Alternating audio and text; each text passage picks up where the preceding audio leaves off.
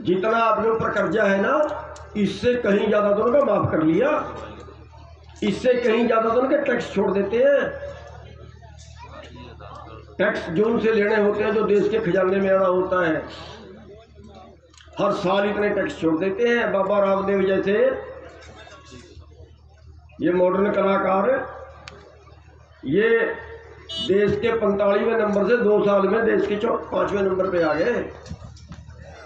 इतना टैक्स छोड़ दिया गया उनको। कह रहे हैं देश में मंदी आ गई, पिछले साल मंदी आ गई। कहाँ मंदी आई? मारुति कारें कम बिकी, मोटरसाइकिलें कम बिकी, मकान कम बिके, तो देश में मंदी आ गई। सस्ते नहीं हुए, कोई कार सस्ती नहीं हुई, मंदी आ गई। अरे मंदी तो इसलिए आई कि इन किसानों और मजदूरों के पास पैसा नहीं रहा, इनके पास खरीदने की गुंजाइश नहीं बची। इस जनता के पास पैसा टोटा आ गया, तभी तो नहीं खरीदे। जब इनके पास पैसा आ जाएगा तो वो सारा बाजार से ही तो माल खरीदेंगे। अब पैसा तो आपके पास और रहना चाहिए था, आपकी आमदनी बढ़ानी चाहिए थी। आंकड़ा तो बता रहा है देश का आंकड़ा बता रहा है कि मंदी आ गई है, जनता के पास खरीदने की कैपेसिटी नहीं बची है।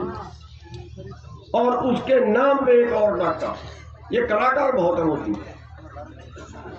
पिछले साल 5 लाख करोड़ देश के खजाने से निकाला, और 5 लाख देश के खजाने से निकाल के 70,000 दिया मारुति को।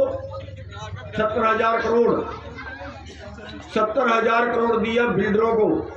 5 लाख करोड़ देश के खजाने से निकाल के बंदर बाट कर दिया। ये है हमारा देश। साथियों, ये लड़ाई किसी एक कौम की, किसी एक मजहब की, किसी एक धर्म की, किसी एक राज्य की नहीं। ये लड़ाई हमारे जीवन से जुड़ी है। पेट सबका है, जिंदा सबको रहना है, खाना सबको है। और जब ये पूरे देश का भोजन चंद लोगों के गोदामों में कैद हो जाएगा, फिर वो काला बाजारी करेंगे। जैसे मैंने दाल का उदाहरण दिया, जैसे प्याज आपने 80 रुपए किलो खरीदा, हमारे से तो 8 रुपए किलो में ही खरीदा था। साथियों, एक बड़ी लड़ाई है, और इस बड़ी लड़ाई में बच्चे से लेके बुजुर्ग तक, इसमें हमें सहयोग की जरूरत पड़ेगी। एक कहावत है कि एक राजा के ऊपर दूसरे राजा ने चढ़ाई कर दी। उसने अपने कुल देवता को मनाया कि जीत का आशीर्वाद दे। कुल देवता ने शर्त रख दी कि एक बलि चाहिए, बलि चाहिए। सभा लग गई, बलि मांगी गई। एक 80 साल का बुजुर्ग खड़ा हुआ, उसने बलि देने के लिए तैयार हो गया कि मैंने तो अब कमा खा लिया। उसको देख के 50 साल का आदमी खड़ा हो गया कि ये 80 साल के आदमी का भी बहुत जरूरत है युद्ध के अंदर, इसका बहुत तजर्बा है, मैं अपनी बलि देने के लिए तैयार हूं, मेरा तजर्बा कम है। उसकी बलि देने का टाइम आया तो एक 18 साल का 20 साल का नौजवान बच्चा खड़ा हुआ। उसने कहा ये आधी उम्र का जो आदमी है, इसकी अभी बहुत जरूरत है, इसके पास तजर्बा भी है, ताकत भी है, मैं बलि देने के लिए तैयार हूं। तो कुल देवता ने आशीर्वाद दिया कि जिसके बच्चे से लेकर बुजुर्ग तक सब बलिदान देने के लिए तैयार हो, वो राज्य कभी लड़ाई नहीं हारता। और साथियों, विश्वास रखिए उस परवरदिगार पे, विश्वास रखिए उस मालिक पे। यहां बच्चे से लेके बूढ़े तक तो मैदान में है ही, हमारी तो माताएं बहनें भी मैदान में हैं, हम कैसे लड़ाई हार जाएंगे। सिर्फ विश्वास बनाए रखिए, तब तक लड़ेंगे जब तक हम जीत नहीं जाते। उम्र भी खप जाए तो खप जाए, कितनी देर तक लड़ना पड़े, तब तक लड़ेंगे जब तक हम जीत नहीं जाते।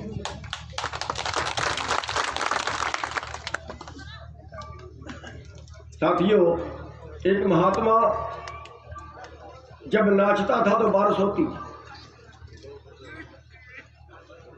4 लड़के दिल्ली पढ़ के आए, उन्होंने कहा कि अगर नाचने से बारिश होती है तो हमारे नाचने से भी हो जाएगी। अकाल पड़ गया, गांव वाले बाबा के पास गए। उन लड़कों ने कहा नहीं, बाबा को छोड़िए, हम नाचेंगे, बारिश होगी। उन्होंने कहा भैया करवा दो। उन लड़कों ने नाचना शुरू किया, बारिश नहीं हुई। कोई 1 घंटा नाचा, कोई 2 घंटे नाचा, कोई 3 घंटे नाचा, थक गए, बैठ गए। अब बाबा से कहा कि बाबा आप कुछ करिए। उस महात्मा ने नाचना शुरू किया। रात के 9 बज गए, 10 बज गए, 11 बज गए, महात्मा नहीं हटा। और आखिर देर रात में बादल उठा, खूब बारिश हुई। सवाल किया बाबा से, महात्मा से सवाल किया कि महात्मा जी ये हमारे नाचने से बारिश क्यों नहीं हुई और आपके नाचने से बारिश क्यों हुई? उस महात्मा ने जवाब दिया कि मैं 2 तरीके से सोचता हूँ। एक, मैं इस तरीके से सोचता हूँ कि जब मैं नाचूंगा बारिश जरूर होगी, वो परवरदिगार जरूर दया करेगा। और दूसरा, मैं इस तरीके से सोचता हूँ कि मैं तब तक नाचूंगा जब तक बारिश नहीं हो। और बस आपने तब तक लड़ना है, उस मालिक पे भरोसा रखना है, जरूर दया करेगा। और हमने तब तक लड़ना है जब तक हम ये आंदोलन जीत नहीं जाते। साथियों, 2-3 बातों का आपने ख्याल रखना है। हम घर बैठे भी लड़ाई लड़ सकते हैं। 2-3 बातों का आपने ख्याल रखना है। साथियों, चुनाव आते रहते हैं, ये धर्म युद्ध है, ये सबका पेट भरने का युद्ध है, मानव जाति का पेट भरने का युद्ध है। इस धर्म युद्ध में जो भाई इस धर्म युद्ध में साथ ना दे, वो भाई समाज का नहीं है। और अगर वो भाई कल किसी भी चुनाव में खड़ जाए, मेंबर से लेके और एमपी तक के किसी भी चुनाव में खड़ जाए, उस भाई को वोट मत देना, चाहे गधे को डाल देना। जिंदाबाद जिंदाबाद। साहब एक बकरियां और मिसाल दी जी।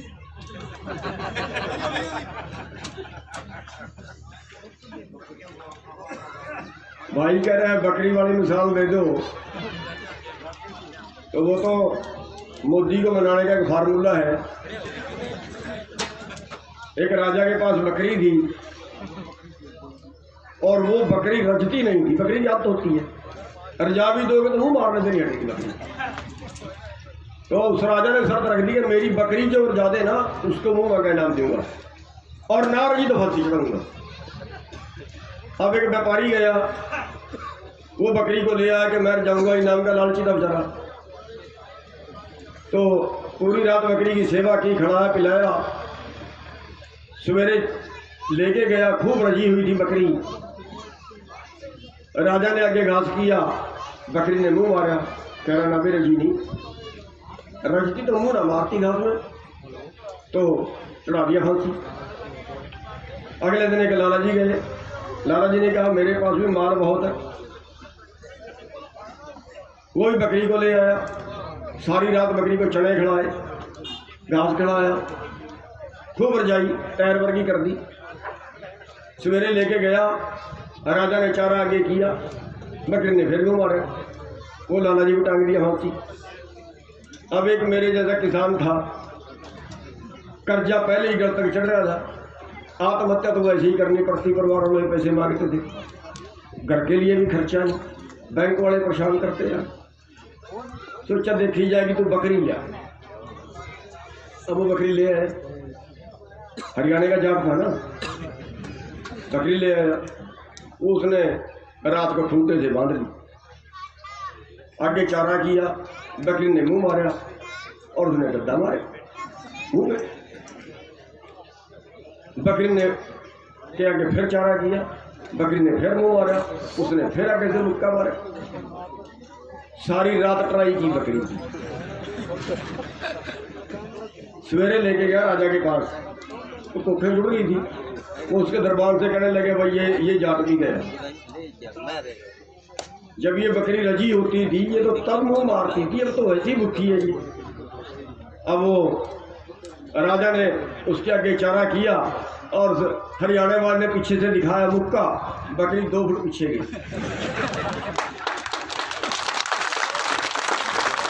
कह रहा भी अब रट गई, अब रट गई। अब वो बकरी पता कौन सी थी? वो यही मोदी तो था हमारे बड़ा पिछले जन्म में। तो इसको ऐसे जाना पड़ेगा। एक बात और ध्यान रखियो, हमने पीपली में रैली रख दी थी, इन्होंने बैन कर दिया और हमने कहा भी रैली तो करेंगे, कर लेना जो मर्जी। रैली तो की, चम्मर बैरियर कुरुक्षेत्र में लगाए, पूरे हरियाणा में लगाए, जाने नहीं दिए लोग, लेकिन फिर भी 20,000 आदमी पहुंच गया। और अकेले पीपली में 3 जगह लाठीचार्ज किया, बहुत सिर फोड़े इन्होंने, बहुत हड्डियां तोड़ी इन्होंने। शिविर में खड़ाए थे पुलिस वाले, प्लास्टिक के डंडे नहीं थे, इतने मोटे मोटे बांस के थे, खोपड़े में मारे सीधे। टांगों में मारना होता है लाठीचार्ज में। अभी तक 30-35 मुकदमे इरादा कत्ल के हमारे ऊपर दर्ज कर चुके हैं। एक केस में 7 साल सजा होती है। हमारे पास 5 जन्मों में तो नहीं कटेगी। और जब दिल्ली जा रहे थे ना, हमने कहा दिल्ली में रैली करेंगे किसान। अरे भाई, इस देश के नागरिक हैं, अपनी बात रखेंगे, इनके बाप की थोड़ी है दिल्ली। इन्होंने कहा नहीं बढ़ने देंगे दिल्ली में, घुसना नहीं देंगे दिल्ली में। हमने कहा आएंगे तो जरूर कर लेना जो करते हो। अंबाड़े से लेके दिल्ली तक 5 बैरियर थे, 5 तोड़े, डंडे भी मारे, पानी भी मारा, गैस भी मारी, मुकदमे भी बनाए। पर जब दिल्ली के पास गए ना, फिर कह रहे आ जाओ बुराड़ी वाले ग्राउंड में। हमने कहा भी यहीं सड़क पे बैठे। साथियों, इन्होंने कब नहीं गुजारी, घुसने नहीं दिया। दिल्ली को ये अपनी समझ बैठे, कोई बात नहीं, लेकिन गांव तो हमारे हैं, गांव तो हमारे हैं। कल आएंगे ना ये गांव में, वोट मांगने आएंगे, किसी चीज का उद्घाटन करने आएंगे, किसी ना किसी बहाने से आएंगे, कहीं सभा करेंगे, कहीं कोई प्रोग्राम करेंगे। भैया, हमने पुलिस वालों से नहीं झगड़ना, हमने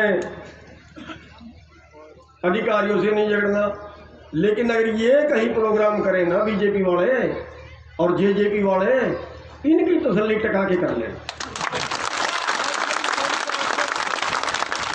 इन्होंने खा लिया हमें लूट लूट के। ये नहीं मानते, ये तो पूंजीपतियों से पैसा लेते और उनके पक्ष में कानून बनाते। साथियों, आज हमने भाईचारा बना के रखना है। हमारे जो दलित भाई है ना, उनको हमने साथ में जोड़ना है। और क्योंकि लड़ाई इकट्ठी है, हम जाति के नाम पे बंट के, हम धर्म के नाम पे बंट के, हमारे छोटे भाई, हमें उनको साथ लेके चलना है। ये लड़ाई इकट्ठी है और इकट्ठी लड़ाई को इकट्ठे लड़ना है। आपने अपने अपने गांवों में उन दलित भाइयों की पंचायतें करनी है और उनको इस आंदोलन में आने के लिए बोलना है और एक सद्भावना पैदा करनी है हमने आपस में। और उस सद्भावना पैदा करने के लिए हम एक बेनती करते हैं सभी से, हमारे दलित भाइयों से भी और हमारे जो दूसरी जाति के लोग हैं उनसे भी। जो दलित भाई हैं वो अपने अपने घर में सर छोटूराम की फोटो लगाए, क्योंकि गरीबों और मजदूर,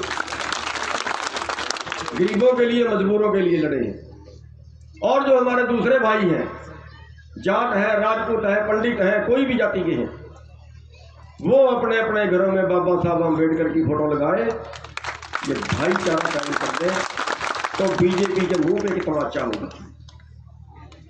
दोनों हमारे नेता है जो वो कारपोरेट के विरुद्ध लड़े, वो गरीब आदमी के लिए लड़े, उनकी विचारधारा समान।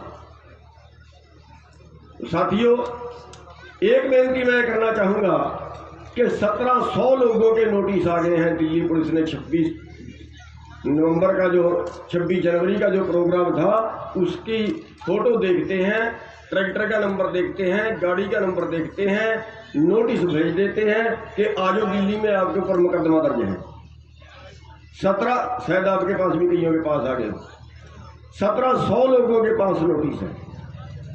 साथियों, हमने किसी आदमी ने भी दिल्ली पुलिस के सामने पेश नहीं हुआ। हम उसका विरोध करेंगे। हमारा कोई भी आदमी दिल्ली पुलिस के सामने पेश नहीं होगा दिल्ली पुलिस के बुलाने पे।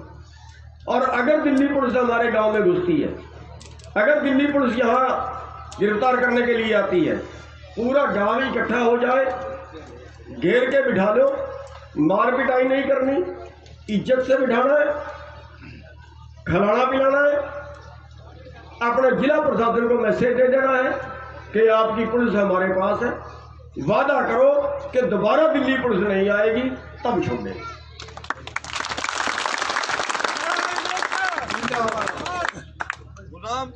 और साथियों, आगे बढ़ो, हम तुम्हारे साथ हैं।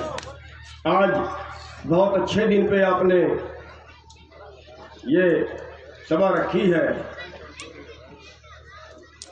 जो भगत सिंह के चाचा जी थे, अजीत सिंह जी, उनका आज जन्मदिन है और उन्होंने उस वक्त में 1907 में, उस वक्त उन्होंने किसान के पक्ष में बहुत बड़ा आंदोलन शुरू किया था, पगड़ी संभाल जनता के नाम।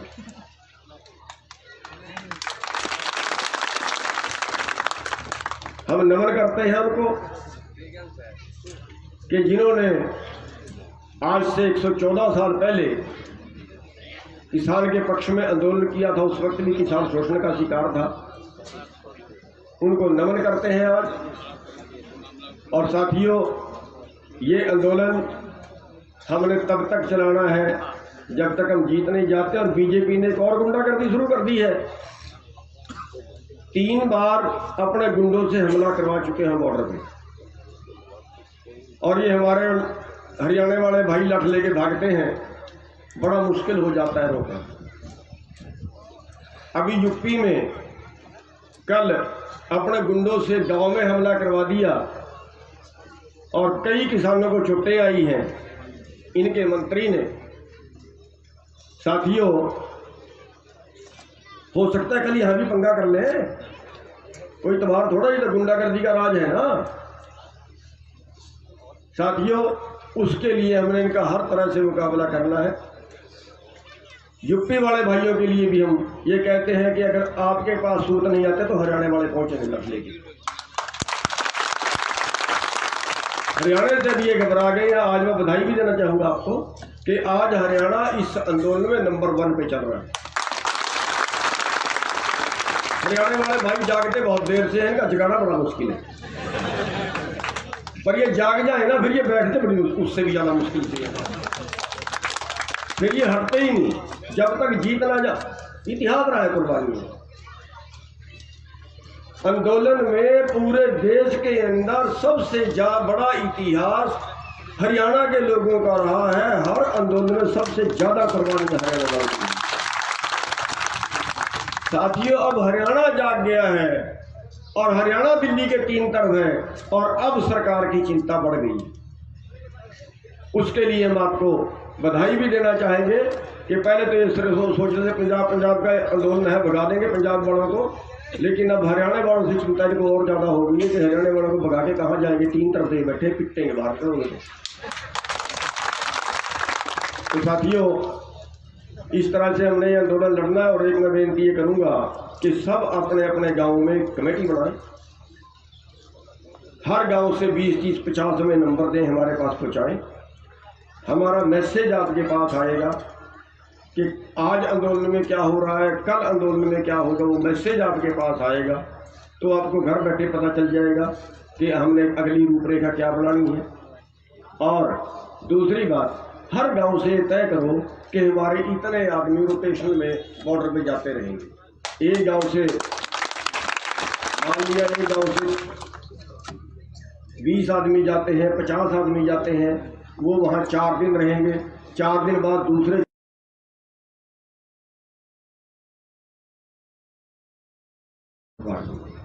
हमारा किसी भाई का काम खराब ना हो, ये आंदोलन लंबा चल